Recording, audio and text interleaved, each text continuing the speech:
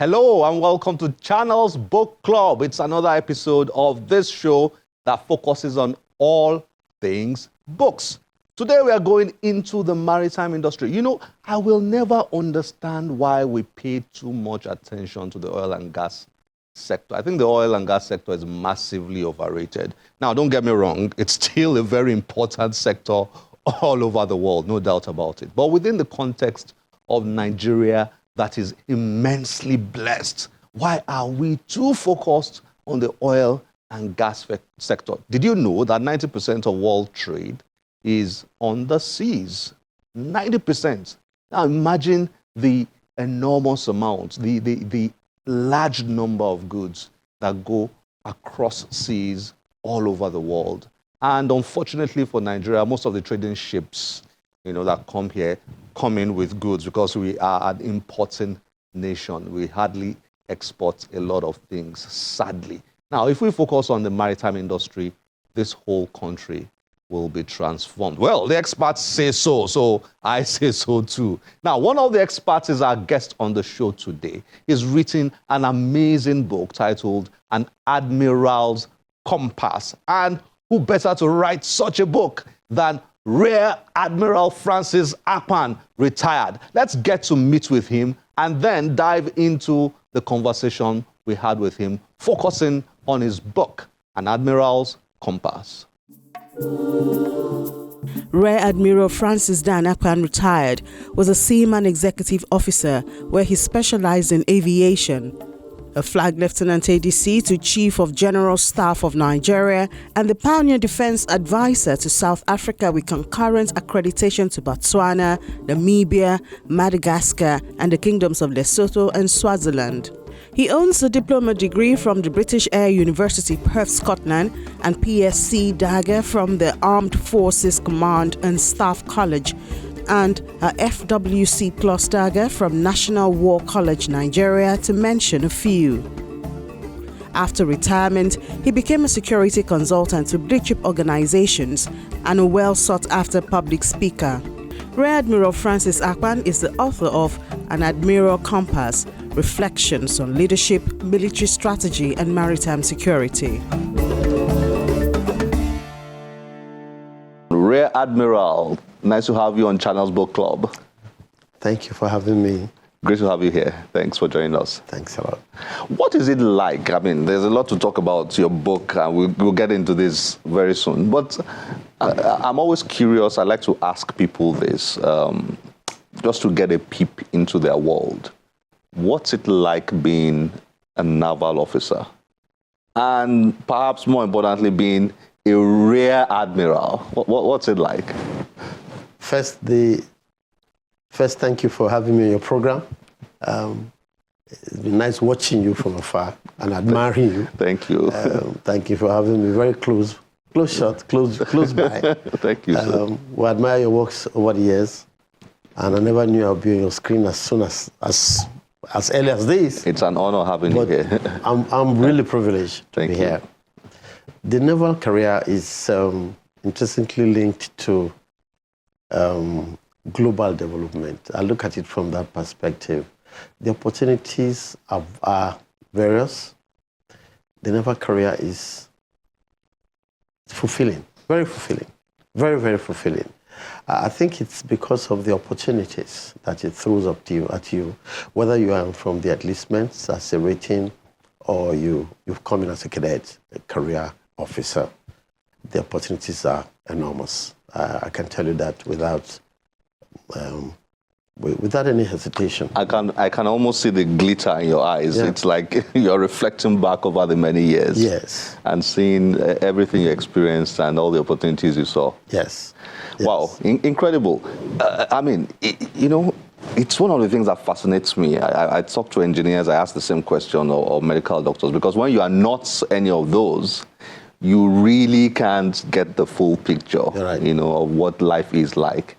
But this is a profession that has fascinated me from afar, and it's a pleasure. The Navy. Sitting down with you, yeah. It's amazing. From your time as a cadet in NDA, you meet your peers from the Army and the Air Force. You grow up into the Navy as a cadet, and you are taken through the ropes and the rungs. Fortunately, we had very seasoned career officers that took us through the ropes. One of them passed on not long ago, Admiral, who was our first commanding officer. May so rest in peace. So we had a crop of seasoned guys to really mold us into the Navy career. Remember, we just came out of NDA, ready to go, but this time you were to be mellowed down, given the technical nature of the service, put through the rungs of discipline, to be able to manage expensive platforms bought by tax-paying money, both ships, later in my career, aircraft, later bigger ships, and of course, huge assets. When I was flag officer commanding, 75% of naval assets under your command. So we were privileged to be groomed by seasoned officers. Don't want to call them learned because they were not lawyers, but seasoned professionally, ethically, and morally seasoned to be able to go through the rungs of being a naval officer. Yeah. Forgive my ignorance. Rear Admiral in the Navy, is that the pinnacle? You could say yes, the pinnacle. In terms of ranks? It's not the pinnacle. You have Vice Admiral.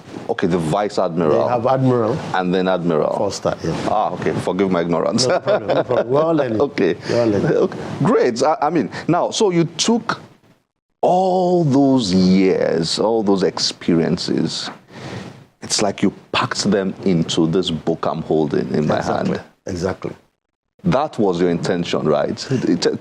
And as you answer that question, please use the opportunity to enlighten viewers on what this book, An Admiral's Compass, Reflections on Leadership, Military Strategy, and Maritime Security is all about. Briefly, it's about reflections of my thoughts from when I started delivering papers from the Armed Forces Command and Staff College in Jaji in 1998. I think my first paper then was on maritime environment. Today it has metamorphosed into the maritime domain awareness that everybody's talking about.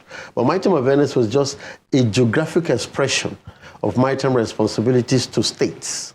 Maritime domain awareness is that geographic expression, but added to it are activities in that geographic expression.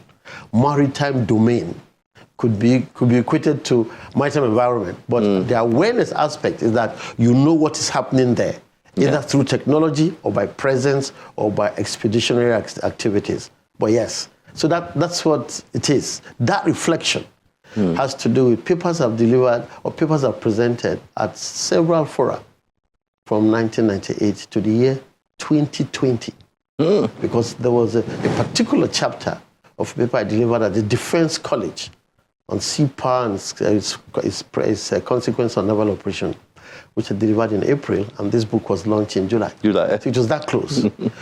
This is a material, talk about legacy work. This is just the perfect definition of that, because wherever you are in years to come, and after you have left, as we will all leave one day, this is a material that generations after, people in the Navy, people in the maritime sector can refer to. And it's interesting the way you cut across maritime security, maritime strategy, military strategy, and all that. So your intention was to have a broad perspective of this subject in one book, right? That was my intention. I knew that I realized too, whilst in service, and after leaving service, I've been privileged to be part of an advocacy group to National Assembly. I realized that there were a huge shortage of understanding of the concepts of managing the military itself, the Navy in particular, especially from the aspect of leadership, because leadership itself meant that you must have the wherewithal to be able to manage what you want to lead. Our leadership of the military comes in about 3 or 4 rungs. Firstly, the generality of the Navy, the generals, the air marshals, and the admirals that manage the service, and then the oversight from National Assembly. You also have some aspect of the judiciary as it pertains to the laws. Yes. Because the military, have this duplex in terms of jurisdiction. You have the Armed Forces Act and the Constitution. So you have a great deal of legalistic issues in the management of the military. And of course, the executive. And I thought that in fashioning this book, we will have a handbook for them too. So if you are going to dare to be part of that leadership rung in the military, this is it. And of course, if you are going to grow from the young officer to the middle level officer and then to the policy-making generals and the rest. This is a handbook. Yeah. And for we laymen like us too, you need it. I mean, it's interesting. No, you need it. It's interesting. I mean, I'm talking about being a layman. I will like you to come down to that level now, which you try to do in certain aspects of your book. I mean, when you talk about, one of the things that stands out in your book is, for somebody who is not, I'm not a naval officer, neither am I, neither do I function in the maritime sector, but it helps to see the enormous size and capacity of the maritime sector. I mean, it's huge. Yeah. Huge. And then you try to place the Navy within that whole spectrum and define its roles and its responsibilities and its challenges and its requirements to operate successfully within that. But coming back to speaking to the layman now, I mean, we're talking about something enormous here, right? Kunle, the sea is humongous. The sea presents a common heritage globally. That's what it is. It's the superhighway of the world. Super. It covers 75% of the mass called the Earth. Indeed, because of climate change, I think we can rightly say about 80%. Whoa. So you only have about 20. So you have a dwindling of the resources on land. Compressing of the resources on land. And the only place left for mankind is the sea. That is why there is the new, it's not a phase word, it's a new theory, which is being encapsulated now, about the blue economy. The blue economy is about tapping the resources at sea for the betterment of all of us on land. And it's a crave that Nigeria must buy into. What we are doing just now with the blue economy is just on the surface. Because everything we must do in the 21st century has to do with how to harness the blue economy for the benefit of all of us as Nigerians, a littoral state. Secondly, the huge resources at sea. We cannot afford, as a littoral state, to ignore them. Huge. That have been pirated, stolen, tapped, etc. But let me talk about the essence of the Navy in all this. Yes. The Navy is the only maritime force constitutionally responsible to bear arms and go out there and create the environment that we need for trade. Because the whole essence about the Navy is to provide the ambience and the well-endowed environment, peaceful environment for trade, maritime trade to function. Now, if that is the only maritime force that we have, we must prepare it, we must nurture it, we must put it in place, we must equip it, we must fund it, we must train it, we must preserve it for it to be able to perform that role.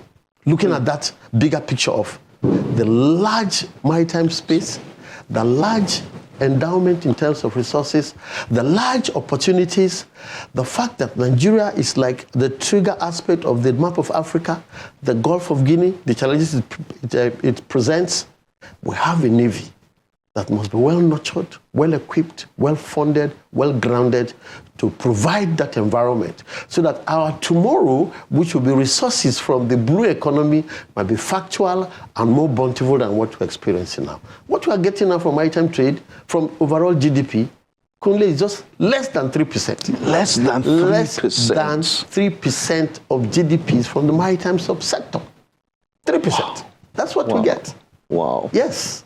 3%. That's sad. That means we have not done anything. We've not tapped. To tap from the blue economy. Rear Admiral Francis Dan Akpan, nice to have you on Channels Book Club. I mean, great book, great gifts you have given Nigeria and the world with this book. Thank you very much. Thank you very much. It's a pleasure having you. Being here. Thank you for having me. Thank you, sir. Thanks.